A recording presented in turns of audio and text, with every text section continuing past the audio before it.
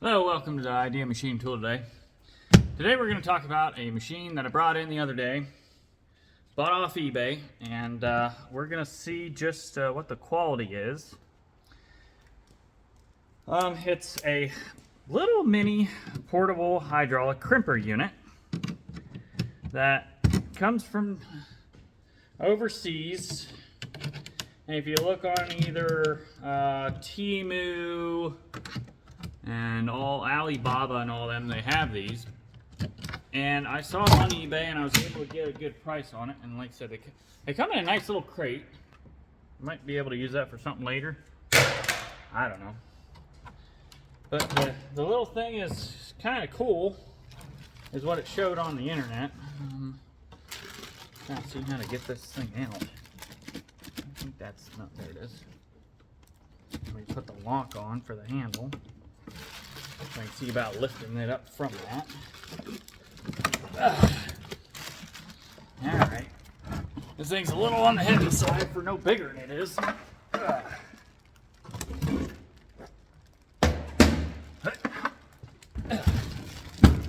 Whew. For a little 150-pound guy as myself, this give you a little workout. So, this is what it is. It's a hydraulic hose crimping machine, a little portable unit. Kind of the competitors of Parker and Victor and all them. You got 2 extra seals that come with it, so I have to be careful with that. I'll put them back in a bag somewhere. Probably use this bag that comes from this thing. But I brought it in a while back because, as you know, I've got the machine shop going, and we're here in the machine shop. And all the machines I bring in here, I got to build hydraulic hoses for once in a while. Well, buying a stationary unit, I really don't like that because I'm getting ready to build a service truck out of a M275 military deuce and a half semi. I'm going to build a bed that clicks into the 5th wheel.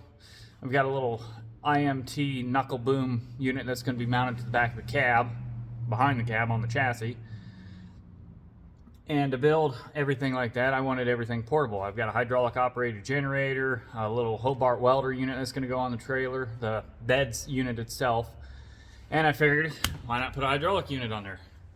So this little unit has all the trays, comes all the sizes that it comes up to. It goes up to 1 inch all the way down to 1/8 inch hydraulic hose. So it's what we're going to do is we're going to put I got to get the book out and see what the one is for the 1/2 inch hose, because I've already got a hose made already and ready to go. So let's see which 1/2 inch is going to be number 12. Number 12. Which is this one. So they come in their cool little bag. I mean, it looks to be a nice little unit for no bigger than it is. I mean, it weighs about 45 pounds. And then I'll pull the camera down to where you can see how the dies slide in, so you can get an idea. Now you've got to change out these dies individually, which, you know, it's just kind of like the hydraulic hose crimpers with Parker and all them, where they've got the rubber units that you got to change out and all that. So it's not really the difference on that. It's just really, I bought this just to see what the price difference is. I mean, you can get this off eBay. Shipped to my door was $600. Brand new. So I was like, you know what? I'll take the hit. I'll play with it, see what it does. The company's not paying me for advertisement at all. I don't really care. It's just to show that a lot of people are skeptical of this stuff here today because it's coming out on the market so cheap. But it's not cheap. It's inexpensive because they're actually starting to put quality and stuff now just to flood the market with these big competitive companies, which there's a downfall of that. There is, there isn't. It just depends on what you want to do and how you look at it. I mean, you can get these things. It takes about a week to get them when you order them. So if you really need parts, I mean, it's just the head itself with the O-rings. You get 2 spare units. I mean, so I don't think I'm going to be using this but maybe once a year, if twice a year, because once I build all the hydraulic hoses I have, that's going to be it. So I don't know what to tell you. I mean, you can spend $3,000 on a machine that sits on the shelf, or you can spend $600 and outfit yourself with all the hydraulic hoses you can trip over. Just depends on how you want to do it. Me, I'd rather trip over hydraulic hoses than have a machine sit on the shelf that's never going to be used but once or twice a year. So let me bring you down. I've got a little holder I set my phone in. But see these little grooves here is where you set the dies at, and they got a chamfer to them / V in there, and they should, yeah, and then they stop. I mean, you can't go past because they just sit in there. That's all they do. And I've seen, you know, when you buy all the hydraulic hoses from Roll King and stuff, this is the machine they're using, because all those hoses are coming from China. They're just being mass produced instead of being here. So this is the machine. If you look at the hydraulic hose crimp on the fittings, this is the machine that's doing it. It's just in high volume, that's all. So, which that's what I just, you know, people complain about stuff, but yet they're buying the stuff daily. So they just don't know it. So I don't know. So I've got a hydraulic hose that's 1/2-inch fitting already ready to go. So, and they got a little dial setting here, and I guess you go to,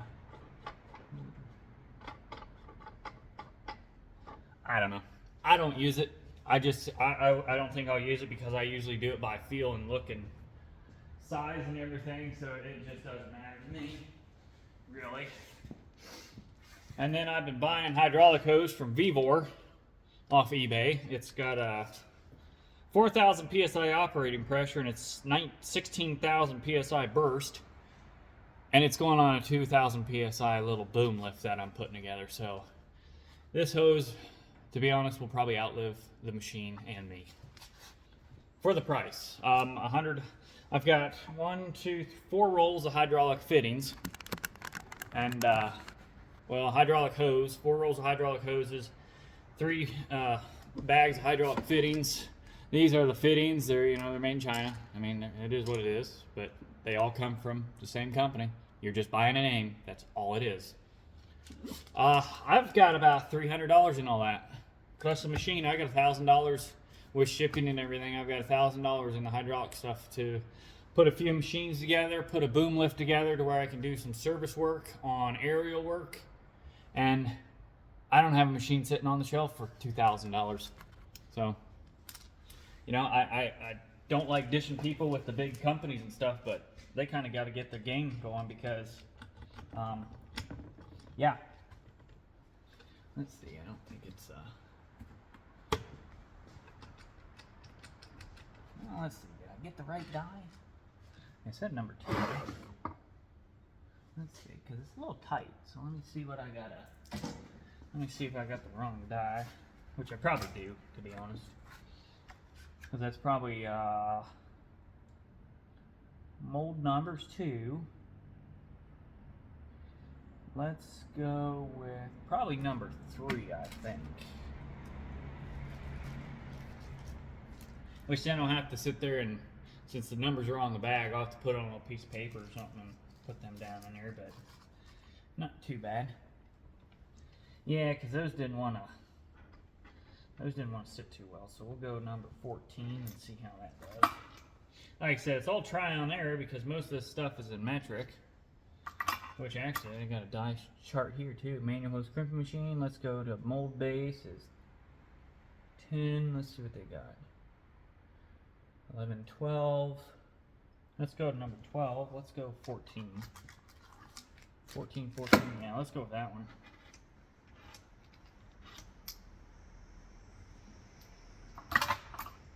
So let's try a different one. It was just a little too tight, and I couldn't get the fitting in there. But then again, you got American fittings with SAE or metric fittings and all that, so you got to kind of play with them a little bit. But it's not too bad. I don't mind. Once I get the hang of it, I mean, right now I just got to build 1 1/2-inch hose, one 3/8 hose, and then the rest of them are 1/4 inch. No, I gotta build, yeah, 1/2 inch, 1, 2, 3, 4, 5 3/8 hoses, and then 6 1/4 inch hoses, and that's it. I won't make a video of making all those hoses, but I'm going to make at least a video right now of making one hose and showing the crimp and showing how it looks and all that. Because once it sets in, it ain't coming out. So I don't know if I got to go lower or bigger. I think going bigger on the number should be the one I need. We'll find out in a second once I shove it through. Oh, look at that. There we go. Yep. Now, is that where I want it to be? Yeah, we might have to go a little bit bigger, actually, because it just will not let it clear. Like I said, it's trial and error. I mean, it's just seeing how each fitting goes. So I'm not, like I said, I'm not too worried about it. It's just trial and error because I've used the Parker units. I've never used this, so it's a little different. But this unit, like I said, will go up from 1/8 inch all the way up to 1 inch. Yeah, I'm gonna say it's number 16 to be honest.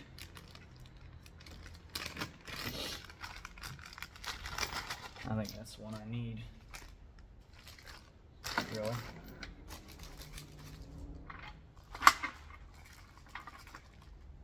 But I mean, it's nice. You can sit there, like I said, throw them right on a truck, and it sits in just a little thing. It's only a 2x2x2 block, so you can mount this in a drawer and put it on a service truck. And it's manual. You can put a air-operated pump unit. You can get at Harbor Freight. Maybe I'll do that. I'll swap it out later. I don't know. I've got hydraulic stuff. I've got air-operated stuff. I mean, it's just the imagination and the idea where you want to put it really is where that stops you. I'm not worried about it. But I'll probably switch it to air or something later. I don't know. We'll see how it goes here. Like I said, most of the time it's just probably going to sit in the shop and that's it. Because most of the time, if you're doing hydraulic lines on the service, half the time you'll probably run out of fittings anyways, and you have to come back to the shop. So you might as well just bring everything back to the shop, and build them there, and then send them back out. There we go. All right, so that's that one. Let me go right past there. And let's just lock that sucker right about there.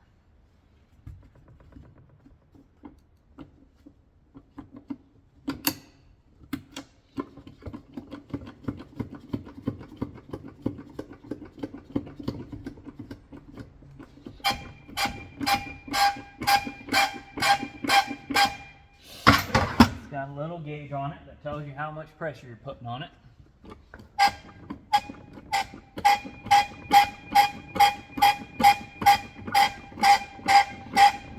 So far we're at 1,000 pounds. Yeah. 1,000 PSI crimping.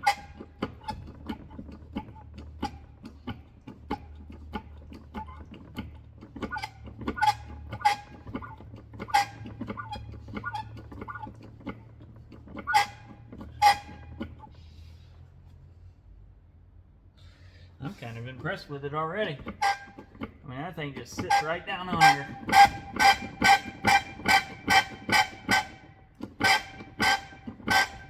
Okay, let's see what it looks like.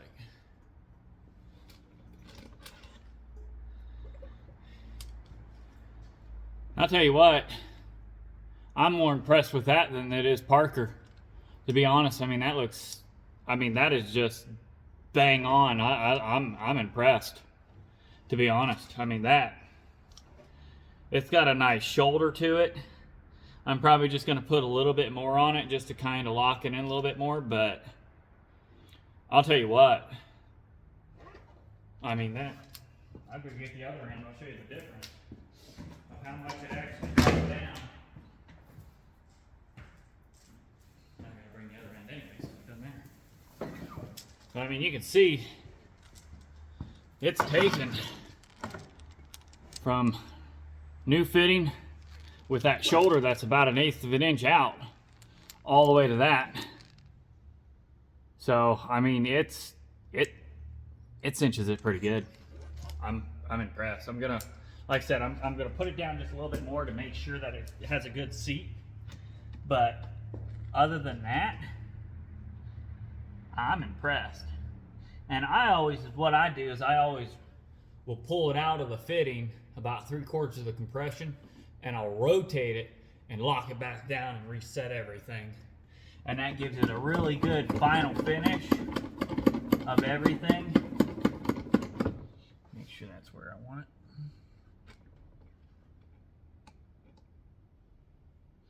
Right there.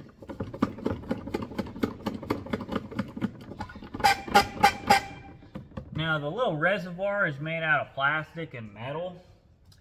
So on a review of that, I would say you kind of got to be careful banging the reservoir. Knowing with the metal casting and stuff I do and the machining I do, I'll probably take this apart and make a metal reservoir out of it and cast a new metal reservoir, which I'll make a video of that later. Because I got a few customers that want to do some casting done.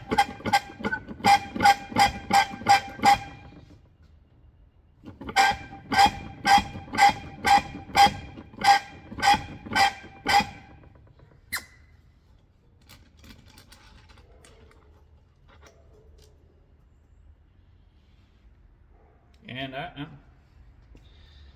I'll tell you what, I mean, it's there. I'm impressed. I mean, it's all uniform. It's got a nice grab to it. It doesn't put enough, because I've used the Parker ones, and if you've got the long fittings, they actually swell out and they kind of give you a bit of a lip out shoulder that water and contaminants and stuff can get down in there and actually rest. And what I've learned with being in the military and being deployed in several locations, the two elements you can't stop is sand and water.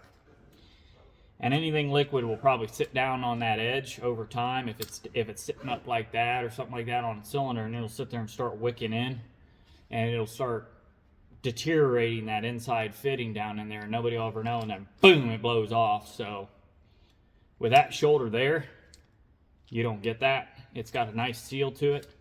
Puts it right against the rubber outer casing. So I'm impressed. I really am. I mean, that's a good unit right there. And these fittings, I mean, I've been around building fittings and using, I like to use reusable fittings, which they've got two collars that you can twist, lock, and separate and put them back together. I enjoy using those because when you're out in the field and you lose a line, you can replace it without having a crimper. But those things are just getting so darn expensive anymore.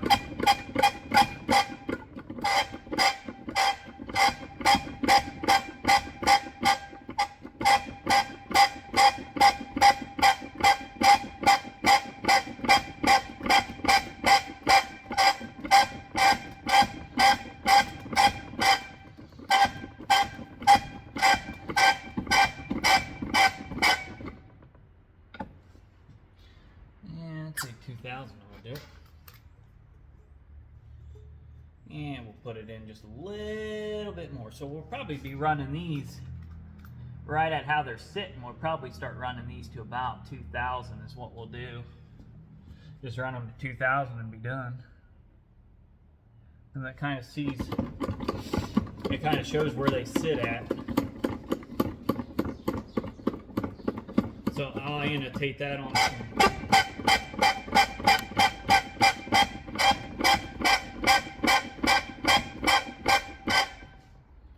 documentation to paperwork and all that.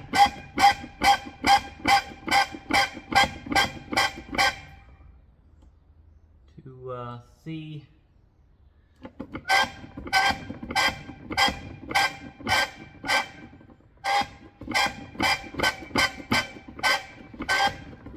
There's 2,000. And see, there goes the die, so that's the only downfall is that. But other than that, I'm duly impressed with them.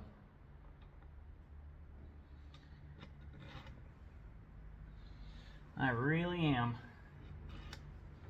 I mean, that just...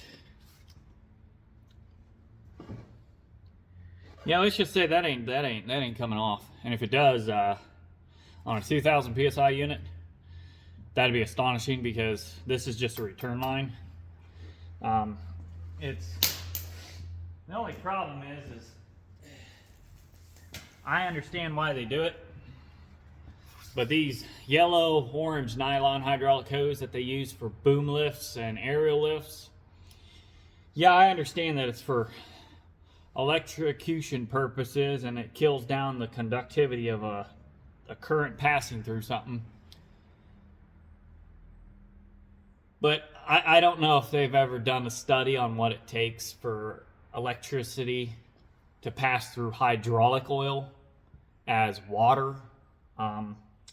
So it just is a waste, to be honest. It sheds down on weight is the only thing that I really see that is the difference. And the downfall is if you set a boom lift or something like that off to the side for a period of time and you've got either birds or squirrels or mice, rats, anything that can get up in there, they like to eat this stuff. And the next time you use it, it won't work. So by switching to the double braided hydraulic hose for a 2,000 pound system, that, like I said, that hose will sit there probably 10-15 years and not even bust, won't even do anything, and yet you can get it in the machine and put it right back to use 4 or 5 years from now, as long as it's properly prepared and everything. So I just switch everything over to the regular hydraulic hose. I've never had a problem. I've owned and operated booms for the last 15 years. And you know, you just learn, if you're going to be around power lines, you learn how to ground or neutralize the vehicle before you do anything. I mean, it's a bolt of lightning.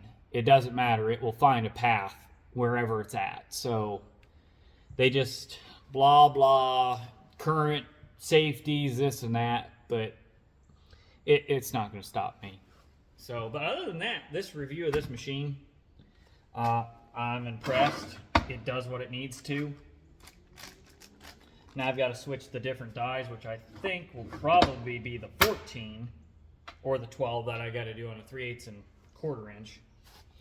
But other than that, I mean, this is the unit. It's a hydraulic crimper unit. You can't, it doesn't really have a model number that I've seen.